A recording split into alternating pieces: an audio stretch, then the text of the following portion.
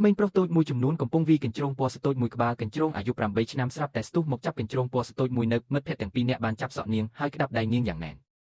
កញ្ជ្រោងបានខំធ្មេញរបស់វាហើយមិនលែងឡើយពេលក្មេងប្រុសហត់ហើយរត់ចេញនាងក៏រត់ទៅជើងភ្នំជាមួយកញ្ជ្រោងពេលលែងវាភ្លាមនាងក៏ជីកព្រៃយ៉ាងលឿនប្រសិនបើនាងត្រូវបានគេចាប់បានម្ដងទៀតនាងនឹងស្លាប់នាងមិនបានដឹងទាល់តែសោះថានេះជាកញ្ជ្រោងកន្ទុយ9អាយុ1000ឆ្នាំនាងសុខចិត្តឃើញបុរសវាសនារបស់កញ្ជ្រោងកន្ទុយ9សម្បូរទៅដោយទ្រព្យសម្បត្តិនិងភាពជោគជ័យអ្វីដំណើរការទៅដោយរលូនហើយភាគីទាំង8បានមកដល់សំណាង12ឆ្នាំក្រោយមកកញ្ជ្រោងបានត្រឡប់មកពីសាលារៀនវិញអង្គនៅក្នុងផ្ទះទើបតែឃើញបាទយ៉ាយ៉ាដែលជាគូដណ្ដឹងរបស់នាងបានគប់ក្តារប៉ាក់ទៅលើតុកញ្ជ្រោងបានអន់ក្បាលចុះហើយមិននិយាយអ្វីឡើយនាងបានដាក់បន្ទះស្ពាន់ពីរនៅក្នុងដៃរបស់នាងយ៉ាយ៉ាដកដង្ហើមធំជាមួយចានស្ពាន់នាងបានយកវាទៅក្រុងដើម្បីទិញអង្គអ្នកទាំងពីរប្រញាប់ប្រញ័រត្រឡប់មកវិញ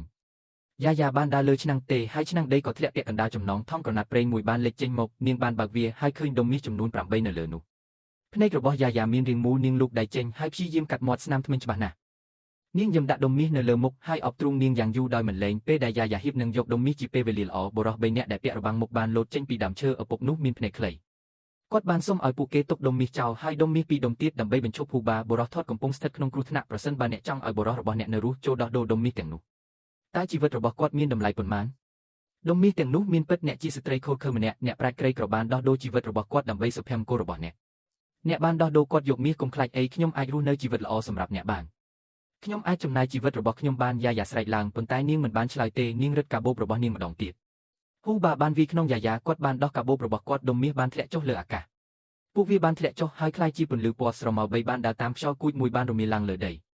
ភ្នែកនិងដុំមាសបានបាត់អស់ទៅហើយយ៉ាយ៉ាសម្លឹងមើលទៅមុខត្រង់នាងគ្រាន់តែបន្សល់ទុកស្លាកស្នាមទឹកដែលរមួលប៉ុណ្ណោះនាងបានជន់លើវាដូចក្រញាំខ្លានាងបានបង្វិលចង្កេះរបស់នាងហើយចាក់រុនភពពីនាងមិនមានអារម្មណ៍អ្វីទាំងអស់ខ្ញុំបន្ទោសអ្នកចំពោះការមិនចេះឆ្អែតឆ្អន់នាងបាននិយាយថានាងនឹងចាក់ចេញបន្ទាប់ពីចាប់ដៃគ្នានៅថ្ងៃបន្ទាប់អាទិត្យចៅហ្វាយមិនបានបញ្ជូននរណាម្នាក់ទៅមាត់ទ្វារទេគាត់បាននិយាយថាគាត់កំពុងស្នើសុំក្មួយប្រុសរបស់គាត់រៀបការក្មួយប្រុសរបស់គាត់មានអាយុដល់20ឆ្នាំគាត់ជាបុរសលេងសើចល្បីម្នាក់ក្នុងទីក្រុងគាត់ញ៉ាំនឹងផឹកគាត់ពូកែគ្រប់យ៉ាងឪពុកម្ដាយរបស់យ៉ាយ៉ាត្រដុសដៃរបស់ពួកគេហើយដកដង្ហើមធំនេះមិនមែនជារណ្ដៅភ្លើងទេជាក់ស្ដែងវាជាភ្នំកំបិតខ្ញុំចង់លោតចុះពីភ្នំកំបិតជាជាងផឹកខ្យល់ពីទីពីយប់ជាមួយអ្នកប្រាញ់កំសត់ឪពុកម្ដាយរបស់នាងមិនអាចវាយនាងបានទេនាងមកក្បាលហ៊ូបាបានឺសម្បត់នៅពេលយប់គាត់អង្គុយលើស្ពានហើយបោះសៀវភៅទាំងអស់ចូលទៅក្នុងទន្លេនៅពេលនេះមាននរណាម្នាក់កំពុងនិយាយនៅពីក្រោយគាត់ហ៊ូបាបានងាកមកក្មេងស្រីម្នាក់ស្លៀករ៉ូបពណ៌កំពុងឈរនៅក្រោមពន្លឺព្រះច័ន្ទនាងស្រស់ស្អាតនិងសុភាពរាបសារគាត់នឹងស្ដាយក្រោយនៅថ្ងៃរៀបការអ្នកទៅយកកៅអីឡានកូនក្រមុំនឹងក្លាយជារបស់អ្នកហ៊ូបាគ្រាន់តែញើយក្បាលឡើងនិយាយក្មេងស្រីនោះបានងាកជើងហើយបាត់ខ្លួននៅថ្ងៃរៀបការកៅអីសេដាន8របស់អាតេតចៅហ្វាយនីបានលេងហើយលើកយ៉ាយ៉ាហ៊ូបាបាននិយាយថាគាត់មិនបានរើនៅផ្ទះទេភ្លាមនោះកៅអីរថយន្តផ្កាមួយបានមកមាត់ទ្វារហ៊ូយីបានលេងខ្លុយដោយខ្លួនឯងហ៊ូបាបានបដូរទៅជាអាវក្រហមរួចឡើងលើសេះពេលគាត់មកដល់បន្ទប់កូនក្រមុំគឺជានារីស្លៀករ៉ូបពណ៌នារីនោះញឹមហើយនិយាយថាអ្នកសប្បុរសអ្នកបានជួយសង្គ្រោះជីវិតខ្ញុំនៅឆ្នាំនោះថ្ងៃនេះខ្ញុំរៀបការជាមួយអ្នក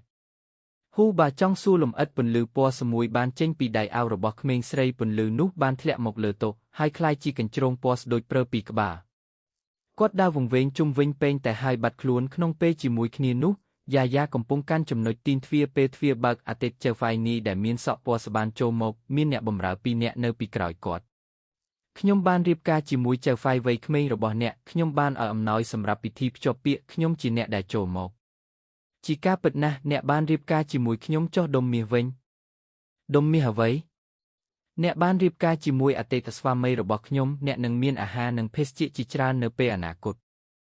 យ៉ាយ៉ាស្រាប់តែនឹកឃើញដល់ខ្យល់គួចពន្លឺពណ៌និងដុំមាសដែលបានបាត់ទៅសុទ្ធតែជាសុបិនតាំងពីដើមដល់ចប់គាត់បានរុញបង្អ៊ូខាងក្រោយឲ្យបើកហើយផឹកទឹកមួយកែវរួចលោតចុះប្រញាប់ឡើងហើយជួយសង្គ្រោះនាងអតីតម្ចាស់បានប្រញាប់ទៅបង្អួចហើយរកជំនួយគាត់ហត់ដង្ហើមណាស